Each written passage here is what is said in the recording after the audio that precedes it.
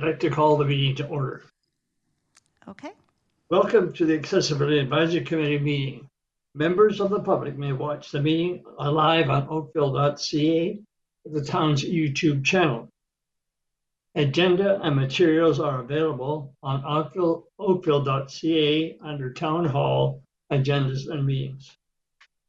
We have one discussion item today and 4 information items.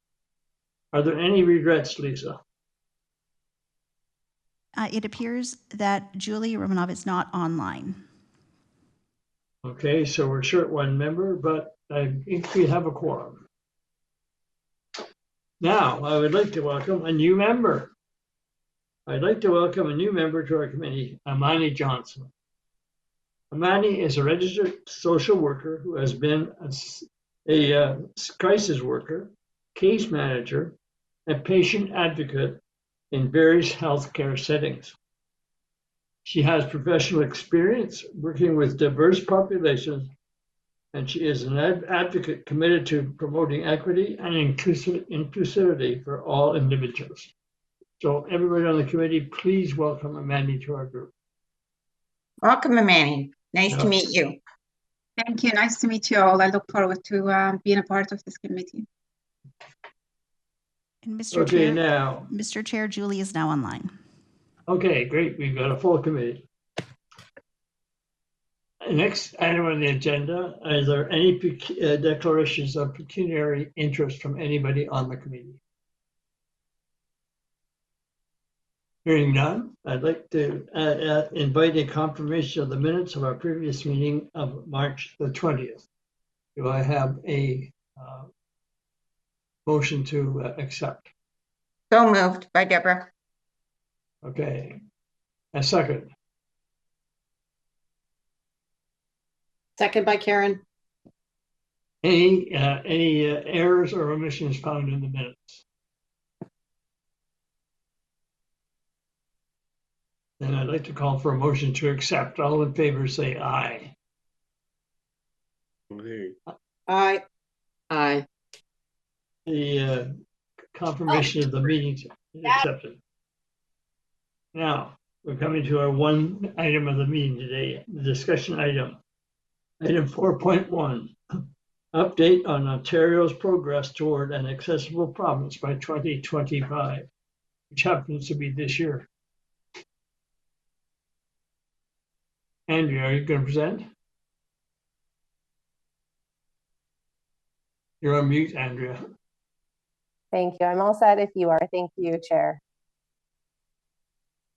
Okay, so thank you, Accessibility Advisory Committee. I'm always happy to be here.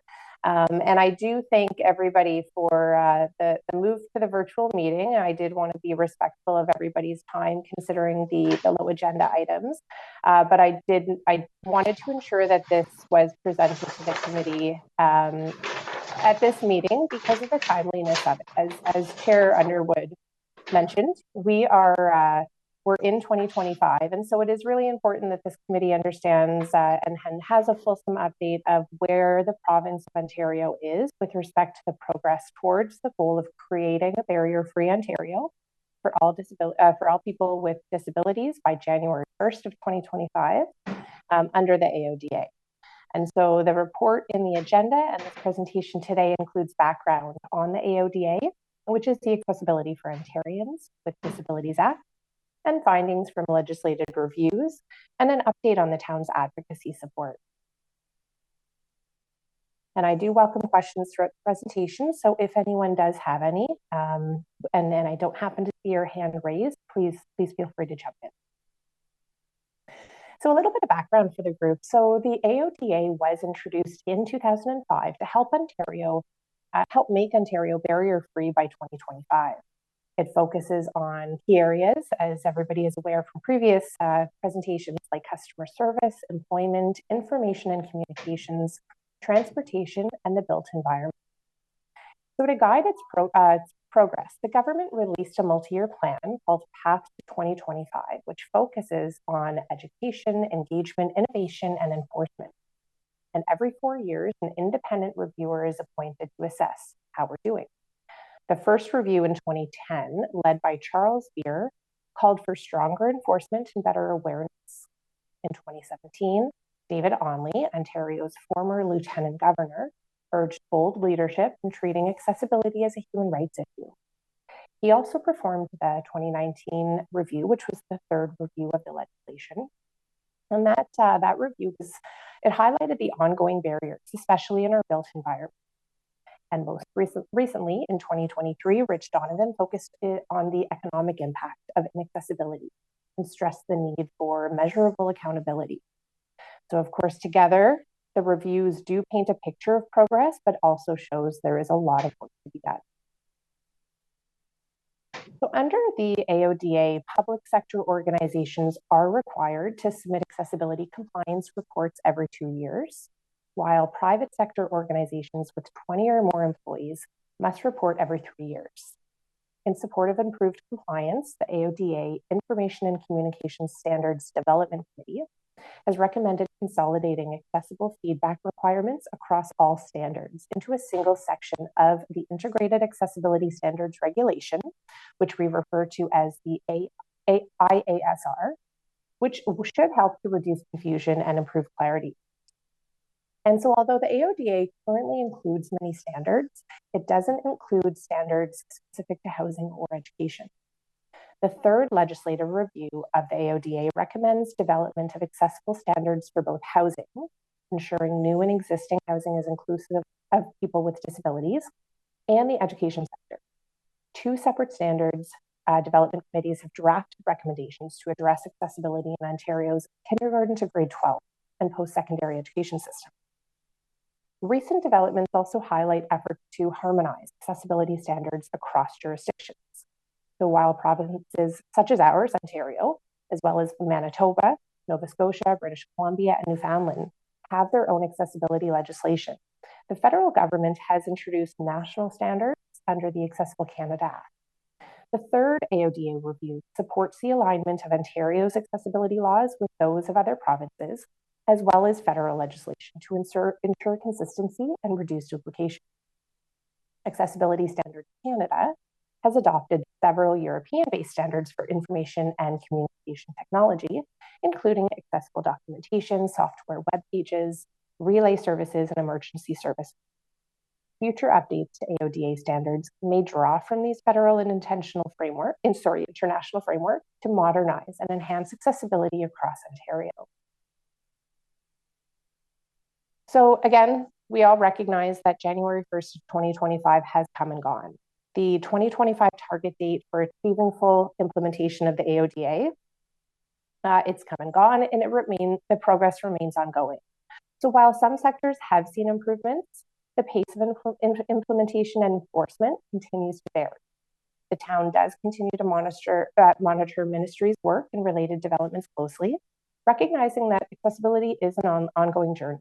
So as new tools and technologies and best practices emerge, it is essential to maintain flexibility in order to incorporate them into accessible planning and service delivery.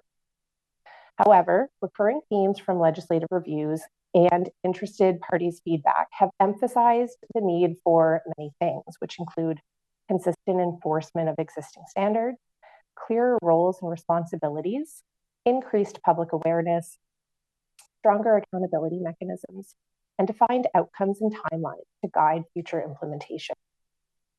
So while the final recommendations of the Design of Public Spaces Regulation have been received and consultation on the accessible customer service standards have recently concluded, which I do believe was shared with this committee earlier this year, the province has not provided any updates on anticipated legislative changes or revised timelines.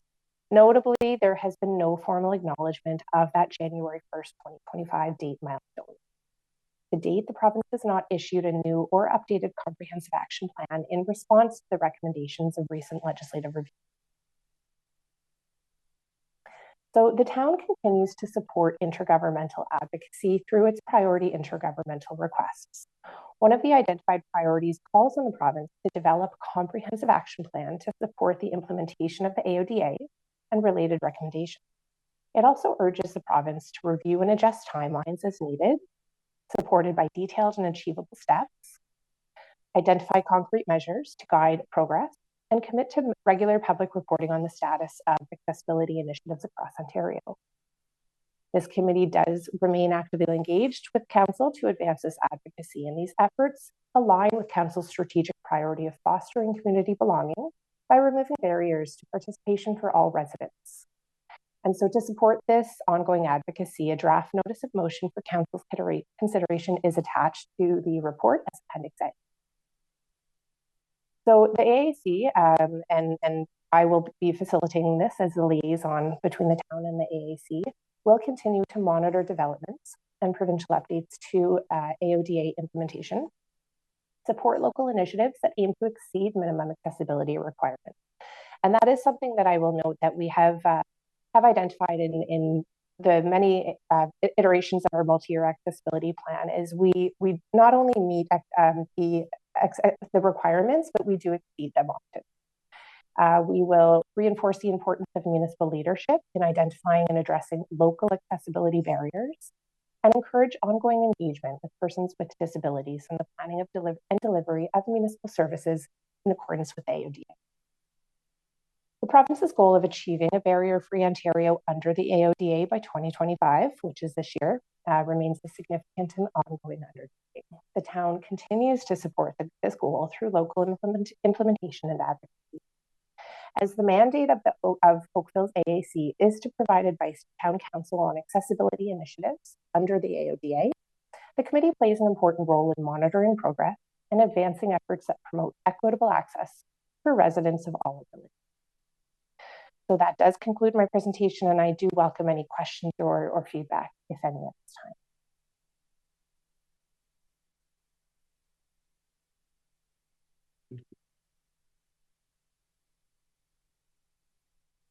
Mr. Chair? Yes, Councillor Gaines. Thanks. Through you, Andrea, you speak with a number of other people with your responsibilities through various municipalities and associations, correct? Are they doing something similar and looking to have some cohesion among municipalities to get this to Queen's Park? Through you, Mr. Chair, many municipalities are taking the same approach with respect to advocacy. More recently, AMCTO, the Association of Municipal Managers, Clerks and Treasurers of Ontario, they have been taken to following the legislation as well and assisting in drafting such notices and resources. The biggest is sharing resources across the municipalities. So while there is not, it does seem like all municipalities are really doing their own thing when it comes to what type of advocacy they're doing. It seems like the municipalities that have more resources when it comes to this are putting forward such notices of motion. All right, yeah, I checked with the AMO, the Association of Municipalities of Ontario website, and it doesn't appear that there's been any or very little interaction with the Association of Municipalities of Ontario, the 444 municipalities that are in this province. So I will reach out, and when this is passed, share it with my colleagues that are involved with AMO. I think it's important that the province hear fairly clearly that there's some work to be done. They can move other legislation through very quickly with less than an hour debate before a summer recess. But when we're dealing with some of our province's most needy people, I find it disparaging, put it that way. Through you, Mr. Chair, I couldn't agree with you more. I also am part of a group, the Ontario Network of Accessibility Professionals, and there is a lot of advocacy that comes out of that group. However, it's not as formal of a group as the others that we've referenced. It's more of a resource sharing and seeking advice and whatnot. So it is all of the municipal staff who look after this. With respect to AMO, I couldn't agree with you more. I think that is a great place to start, and that is somebody that's a group that is referenced in the notice of motion. If it is brought forward, that we would copy this to bring it to their attention. And with respect to ONAP, if I can go back to that one for a second, we have had ministry reps at meetings and annual conferences that ONAP has had. And the importance of the legislative review and update is recognized. It's the action that we're not seeing at. Andrea, I'd also like to point out, we've had 25 years to implement this act, which was put forward with all best of purpose and has totally failed, in my opinion. It represents 25% of the province's population. How come we don't get recognized? That's a question I've never been able to get an answer to. And yeah, Mr. Chair, I wish I could answer that question as well, but unfortunately, that's a question that we can't seem to find an answer from anyone on that. So that's why this advocacy work is so important, and spreading the information, sharing information, really educating everyone of the history of the legislation and really the intent of it. The intent of it was for to get to reach 2025 and have Ontario a barrier free, and we are not yet there. Are there any other questions for Andrea? I have a question, Mr. Chair. So, Andrew, in the material that we received, it said, and I know you spoke about the addition of accessibility in the Ontario schools from kindergarten to grade 12, but it said here that there are two separate standards development committees have drafted recommendations to address this accessibility. Where would we be able to, are we allowed to see those recommendations at this point?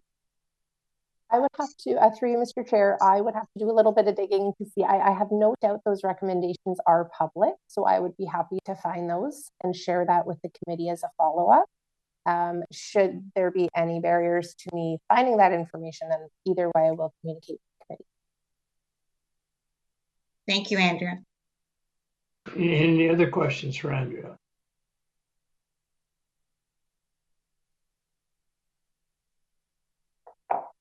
Hearing no more questions, I would ask for a motion to accept the report as submitted.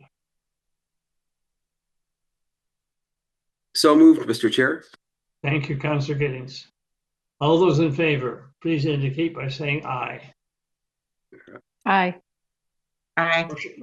The motion passes.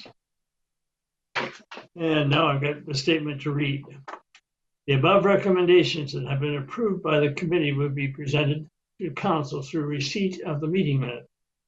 In accordance with the committee's terms of reference, any advice or recommendation that requires action or implementation by town staff must be approved by town council.